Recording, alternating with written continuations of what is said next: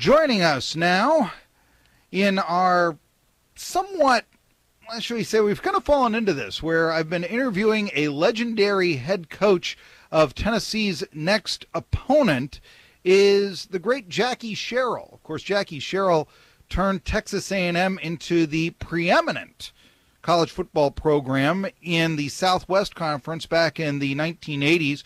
More recently, he was the head coach at Mississippi State, where Vols fans will remember that his Bulldogs, in their only SEC championship game appearance, held a 14-10 lead against the eventual national champion Vols in the fourth quarter, giving them quite a scare. It is a delight to have you on here, Coach Sherrill. And I guess the first question I want to ask of you, I know it's been about a decade since you coached the Bulldogs, but what are you doing now professionally or with your time in your post-coaching tenure of your life? Well, I did radio and TV. I did Fox studio and then did radio, and then also I'm at the present time taking some former NFL players and doing stem cells with them, trying to do a pre and a therapy and a post to see how much it helps them. Well, tell us a little bit about the latter right there. We have seen you on Fox with, giving Big 12 commentary, this sort of thing. But tell us a little bit about this, what you're doing with the former NFL players. This sounds very interesting.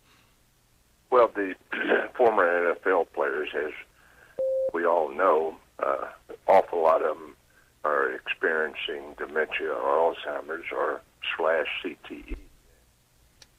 So, the first player, Tony Dorsett, which I recruited and became very good friends and stayed friends, that he was diagnosed with dementia, and so I had an opportunity to help him. And it looks like it is helping, and I have some other great NFL players, Leroy Jordan, Bob Lilly, Randy White, Dan Pastorini, and then I have one of my former teammates that played with me at Alabama and then in the NFL with the Giants, Steve Bowman. Well, now, you mentioned Tony Dorsett, and yes, I still go by his name from when he was a college player at Pitt, Tony Dorsett, but I have seen recent interviews with him. I saw him interviewed with Barry Sanders at the Pitt-Oklahoma State game. I saw him interviewed at the Pitt-Penn State game. And for a guy who I know was very concerned about his future, certainly seemed very lucid, very enthusiastic, very upbeat. I wanted to ask you, what has been the change with Tony Dorsett and really turning him around from early onset of dementia to being, it seems, quite lucid? What have you been able to help him with? Well, we're doing stem cell therapy. Okay. And, with his own stem cells, it's adipose taking out of his, his belly fat and, pushing it down to where you have pure stem cells, and then harvesting the stem cells and then re-infusing the stem cells back into him. And, he looks great. I mean, I'm impressed. Tony's 60-something, and he really physically and when I'm around him, he's really sharp mentally. Well, now let me ask you this. Has this gone beyond football? I mean, I'm spent the first part of the show congratulating my grandparents on being married 75 years today, as a matter of fact. Now, they do not have dementia or Alzheimer's, but many people their age do. Is this sort of stem cell research going from the belly fat to the brain being used with just everyday people to combat dementia? Yes. Oh, wow. There's all types of abnormalities, from MS to Parkinson's to dementia to ALS to shoulders, knees, backs. I myself have been treated for rotator cuff in my left shoulder and two knees, that are, bone on bone. And, after therapy, I'm able to do anything that, that you normally did at my age. And, I'm not going to run a 26-mile marathon, but, as far as playing golf, lifting weights, doing things with my shoulder, it's been very gratifying that I did not have to have surgery. That sounds very much right. This I'm very excited to hear about this. Now, let me just ask. I mean, we're obviously broadcasting to all of the Tri-Cities here. If someone wanted to find out more about this research, because I'm thinking there are probably people listening that have a loved one with Alzheimer's or dementia, and they wanted to find out more about what Tony Dorsett or Leroy Jordan or Steve Bowman are going through, or your own rehabilitation, where could they find out more about this procedure, perhaps to help themselves out? Well, they could go online and look at celltextherapeutics.com or celltexbank.com, or they could call 713-554-6817. And this is I'm a little surprised the interview, not thankfully surprised. The number again, 713-554-6817. And Coach Sherrill, I did want to say, look, I mean, yeah, sure, I called you up originally to talk football, but this is amazing here. And so if I can help somebody out, I definitely want to do it. The number again, 713-554-6817, or just look at, it says Self-Text Banks online. .com. Selftextbank.com. Selftextbank.com or 713-554-6817. And after the interview, if somebody wants to call me up, I'll definitely be able to give you the number, and we'll put it up on Facebook as well and check this stuff out. Like I said, this is something I've also talked about, how sports talk influences the culture in a community, and perhaps we can now influence someone into better health here. But yeah, let's talk a little bit about football. We mentioned, Tony Dorsett, and you were instrumental in recruiting him back when your coaching career under Johnny Majors started as an assistant at the University of Pittsburgh. Pitt was 1-10, and you were put in charge of recruiting Tony Dorsett. And by doing that, Pitt went from 1-10 the year before you were there to the national champion when Tony Dorsett was a senior running back at Pitt. You've also turned around programs at Texas A&M and Mississippi State. Question I guess I would start with is, what is the key, the first step in turning around a losing culture into a winning culture? Well, the first thing is, every university is different, and they have their own uniqueness.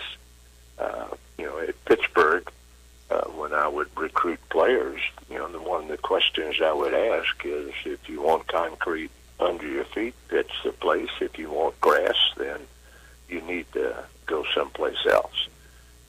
Because every player, to be successful, you have to know the university, you have to know the environment, you have to know the structure, meaning academically, and what it stands for, and recruit the players that fit that environment. Because if you put players in, 99% of the players that will leave a program usually is they did not fit into that environment.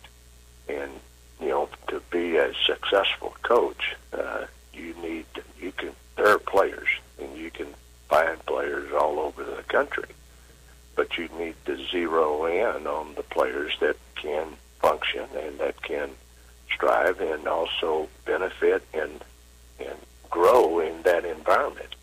It's not any different if you went to Stanford or Harvard or Penn State or anywhere. You recruit players that fit that environment.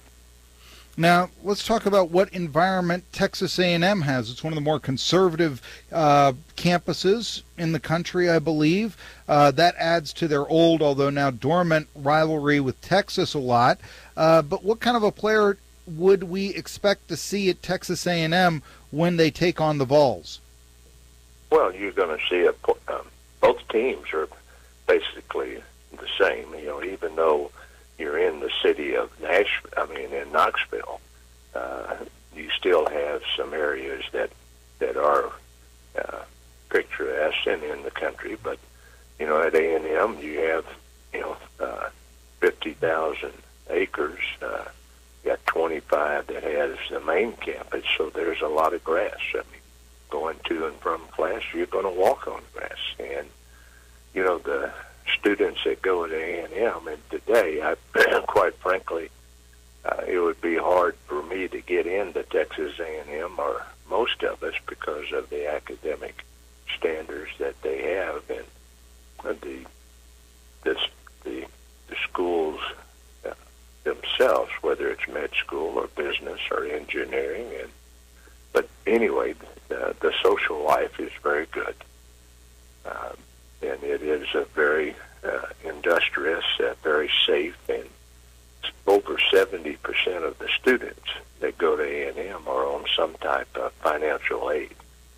So it still attracts a culture of students that are trying to better themselves. What was your opinion when Texas A&M left the Big 12 to the SEC? What were your thoughts at the time? Well, I was very much in favor of it. It was the best thing for Texas A&M, but it also was the best thing for the SEC. The SEC recruited Texas A&M extremely hard because of A&M brought in and increased the SEC television package by 40%. The top five areas, or the top five TV markets for college football, is Birmingham, Atlanta, Tampa, St. Pete, Houston, and Dallas. So Texas A&M brought in Houston and Dallas, which is a big boost to the SEC conference and to their television package. Now, what is your relationship like now with Texas A&M? It's been 25 years since you coached there, but when was the last time you were back in College Station? Well, I go back quite a bit. I was back there last week. Okay. I'll be there Thursday night for a banquet. We're having a banquet raising money to fund the park for handicapped kids in the name of John David Crow and his wife Carolyn. And then Friday I'll be back for the Distinguished Alumnus Award that they give every year, and that is the highest honor that you can achieve, and it's quite a prestigious event. So to answer your question, I'm back quite a bit. Do you have a relationship with Kevin Sumlin? Yes, he's done a great job, and he made the right views or moves in his coaching staff, and it's showing. Defensively they're playing very well. They're playing very well offensively, and they are a complete team when you add all three phases, including the kicking game. You were always big on special teams, obviously. I mean, the 12th man, I brought that back at Texas A&M, where all the players on the kickoff team were walk-ons. One question I have from a historical basis, how many of those players who were walk-ons on the 12th man actually went on to earn a scholarship? Well, ironically, we did not. I tried to. I had two players that I called into my office after the first year and said to them I was going to put them on scholarship. Their question to me was, if they went on scholarship, could they still be on the 12th-man kickoff team? And I said no. And they responded by saying, Coach, we want to be on the kickoff team, so we don't want the scholarship. Okay. Well, that's amazing right there, and the loyalty that you had right there. I wanted to go on to Mississippi State a little bit in your career. Mississippi State has been up and down. I mean, somewhat struggling this year. The loss to South Alabama. 2 years ago, though, they were briefly ranked number 1 in the country. My question to you: you took the Bulldogs about as close as they have come to winning the Southeastern Conference in recent times. Do you think that Mississippi State is a program that can eventually win the SEC one day in football? Yes. They've knocked at the door a bunch. But when we went in 1998, we were not good enough to beat the Stripes. And if we had been good enough to beat the Stripes, we would have beaten Tennessee. It came down to the last play of the game when Peerless Price made a great play. And, it was one that went back and forth, and we're ahead, they're ahead. And then we were ahead going late into the fourth quarter, and they made a great play. Well, Peerless made a great play. Now, I wanted to also ask you this as a guy, and we've spoken before, and you know that I used to be the University of Pittsburgh sideline reporter for Bill Hillgrove years ago, this sort of thing, during the Walt Harris era. But after you left Pitt, the Panthers have not been as, well, they haven't won as much as they used to when you were there. They haven't had a season where they went 11-1, let's say. They have only been to one New Year's Day bowl since you coached there. Why do you think that the Panthers have not been able to win like they were under your tenure or Johnny Major's tenure? Well, it's very simple. It's administration. There's 7 things it takes to have a program and sustain it. One is the administration. They have to support the program. They, have to give you the financial support, the facilities to compete.